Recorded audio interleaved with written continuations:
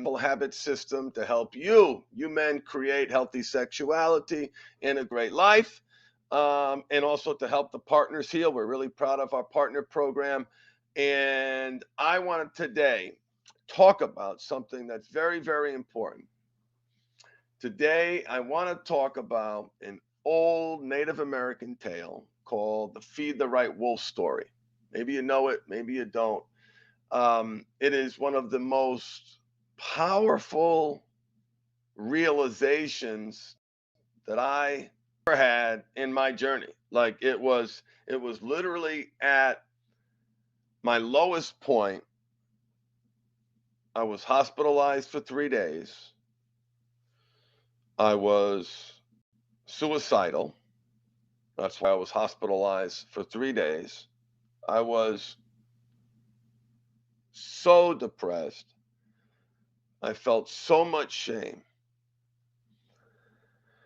And at that low point, as low as I was, the lowest I'd ever been in my entire life, the thought of going to counseling again to, revisit my childhood traumas, the thought of going to meetings and surrendering and being powerless, I I didn't connect with that approach. And I know that's all me and that but I'm talking about where I was at this low point. This low point of looking at my life, looking forward and seeing meetings, seeing my wife being pissed off at me for the end of time, visualizing like what am I going to do in therapy again, what more is there? And there's a lot more, by the way. There's a lot more. And so I'm at this low point. I remember just getting out of the inpatient facility, really, really um, darkest place I'd ever been in my entire life. And there was this intersection of ideas that launched a trajectory that would change my life. And if you are joining me live on this stream, either from YouTube, LinkedIn, Twitch, or Facebook, I say welcome.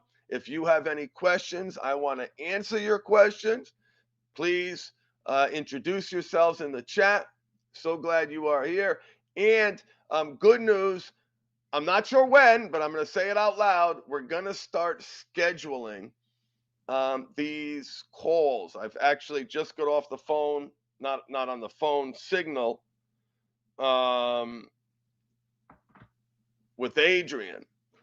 And Adrian's got a master's in clinical psychology. He's got advanced training in human sexuality, just completed a comprehensive certification program, and now is in a program run by Dr. David Lay, the author of the book, The Myth of Sex Addiction. And anyway, he's brilliant. Can't wait to bring him on. We're going to be doing some of these. So we're figuring all that out. We're figuring all that. But if you are here and you have any questions, please ask those questions in the chat. Okay. Let me make sure that I can see it. I can. There we go. Okay. There is the chat. I got it. I can see it. So let me back up. So I am at my low point, the lowest point I have ever been in my life. Now I know I'm getting fired again.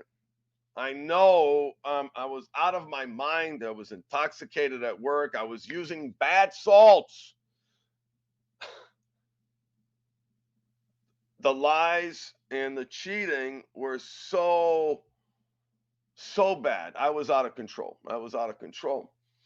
And it was at that low point that these principles hit me and changed my life in such a powerful way. One of those principles was to break a habit, you have to make a habit.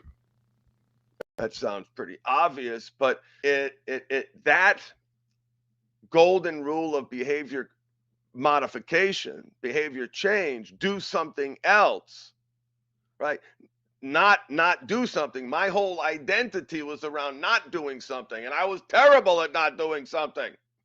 I kept doing that thing despite trying not to do that thing. I was terrible at not doing something. So break a habit, make a habit came to me at that low point, and I heard this story, this feed the right wolf story. And it was this intersection of these two principles that changed my life in a sanely powerful way. Let me share with you that story. And there's different versions of this Native American tale. I'm going to read one that I found on the web, obviously, and it captures the essence of the story. If you dig in, you'll see it told a couple of different ways. An old Cherokee is teaching his grandson about life. A fight is going on inside me, he said to the boy. It is a terrible fight, and it is between two wolves. One wolf is evil. He is anger, envy, sorrow, regret, greed, arrogance, self-pity, guilt, resentment, inferiority, lies, false pride, superiority, and ego. That's the evil wolf. That's the bad wolf. The other wolf is good.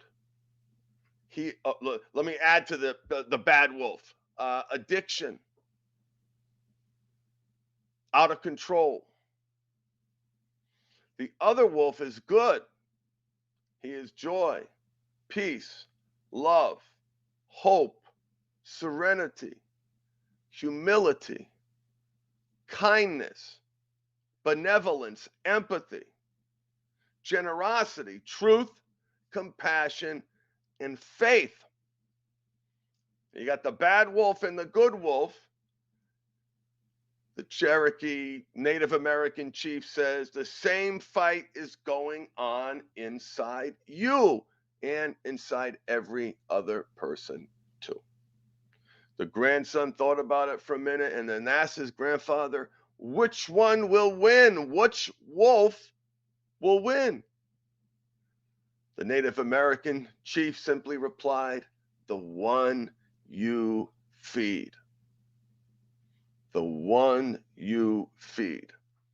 And in this short broadcast, I wanted to share this lesson with you and tell you why it was so impactful for me. What was it about this story that like altered the trajectory of my life, because it got me focused and obsessing on the make a habit part of the equation. So break a habit, make a habit. So much of my life was spent on the break a habit, not doing the thing. There was an identity around not doing the thing. Not doing the thing was tracked, it was measured. How long, how much time have you been successful in not doing the thing? And of course, that is a metric. Let's be real, right? But it is a secondary metric to the make a habit part of the equation. What are you doing? And I love people ask me this question or tell me, hi, Craig, my name's Joe. I've been sober for 4 months, 3 months, 3 days, 3 hours, 60 minutes. Why? Why? What has driven that outcome? And listen, sobriety is the beginning of the journey. The goal has to be healthy sexuality and a great life. It has to be. It has to be. There's no other solution where this works, where you're able to channel and direct that powerful energy, and to be proactive about that, to be intentional with that powerful force. You have to feed the right wolf. You have to make new habits that meet those needs, because there's a great chance that you are using your powerful sexual energy to numb, cope, and escape.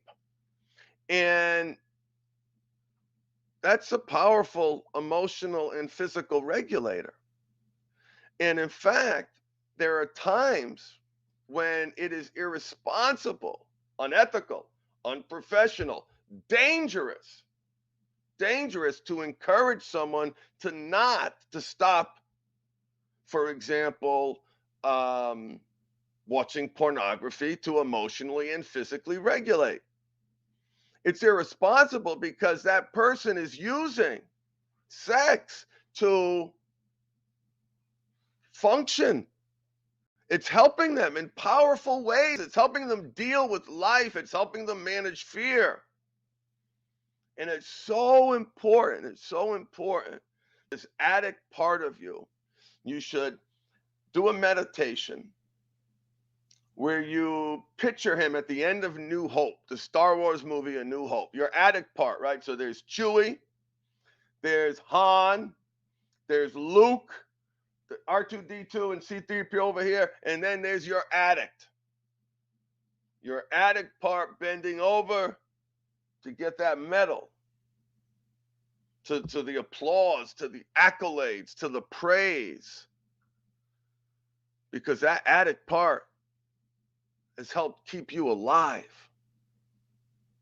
It's helped you function. It has helped you to find joy when there was none in other places. It's feeding the wrong wolf, but to break a habit, you have to make the right habit that meets the right need. You have to feed the right wolf. How do you emotionally and physically regulate, deal with life now that you've removed this coping strategy? Oh, these poor men, they're dying. That's all they've done. They've stopped doing something and they are miserable. Of course they're miserable. They have eliminated a powerful coping strategy, a very powerful coping strategy. So feed the right wolf. Feed the right wolf. Please, please, please embrace this story into the fiber of your being. Instead of obsessively focusing on not doing something, shift that focus to doing something else. What is it that you need to do in order to say, I am feeding the right wolf? I am check. I am proactively meeting my needs. Check. I am in pursuit of healthy sexuality. Check. That's a lot. That's a lot. That is a lot. And it is your path. It is your path. The cure is the aggressive pursuit of a great life. And when I realized that, mediocrity was simply a recipe for failure, okay, average, not bad, I'm all right, right? I realized that was the top of the downward spiral. That was the top of the downward spiral. I now live a life, and I'm not perfect, brothers, but I am always in one of two places. I am on the right track or I am on the wrong track.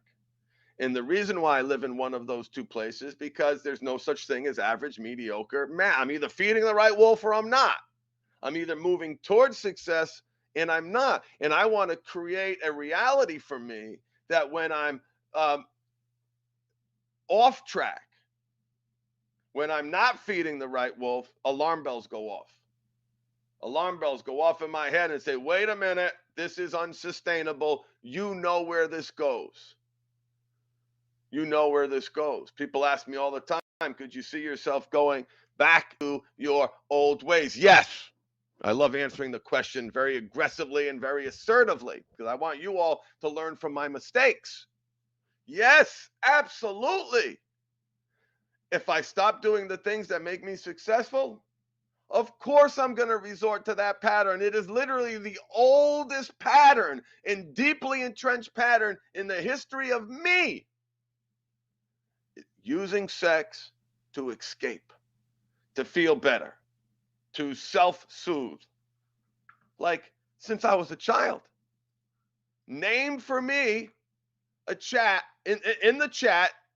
Tell me a habit that is more deeply entrenched than that. Because that's what you're up against. That reality is what you're up against. So there's no solution in not doing the thing. And in fact, it's irresponsible to tell somebody to stop doing the thing unless you've addressed the underlying psychological issues. You've addressed the depression, the anxiety, the crippling low self-esteem, the vacancy of purpose, the zero concept of self-control, the low emotional intelligence. Man, I got so much empathy for the guy that gets caught and, I'm going to do it alone. That's it. I'm going to do it. I'm white knuckle. I'm going to hold on for dear life. Oh, it's dangerous. It's actually dangerous in some cases. Dangerous because that force is so powerful. And that's why I love the New Hope exercise. One of the most important exercises in my program is the positive attribute exercise. And that is identifying all of the positive attributes of this behavior. What needs is this behavior meeting? Because most of the time, by the time people come to me, they've demonized that part of themselves. They've disease aside that part of themselves, and they're pursuing a strategy where they want to excise that part of themselves, which is actually making things worse. It's actually making things worse when you understand that that part of you, that trained conditioned response, that part of you is a part trying to meet needs, trying to protect. And instead of condemnation and scorn and ridicule, this part deserves an award.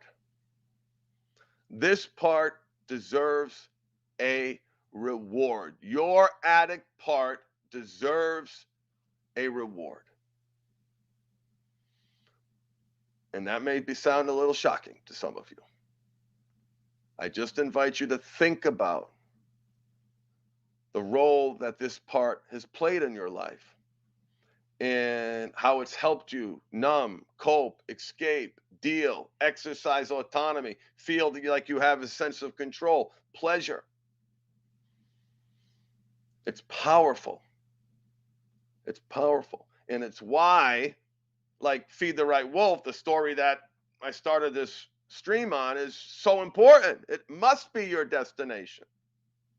It must be. You must feed the right wolf. To break a habit, you have to make the right habit that meets the right need. And the intersection of those two concepts changed my life, and I hope they change yours. If you have any questions, put them in the chat now as we get ready to wrap up. Thank you so much for joining me. I'm blessed and privileged to be able to help and point you in the right direction. Hope you get great value. Look forward to more of these in the future. Thank you so much for joining me. Make it a great day. And in the spirit of this broadcast, feed the right wolf inside you. Think about what that means for the rest of the day. What does that mean? How do you feed the right wolf? How do you bring that concept to life? That's your assignment. See you on the flip side.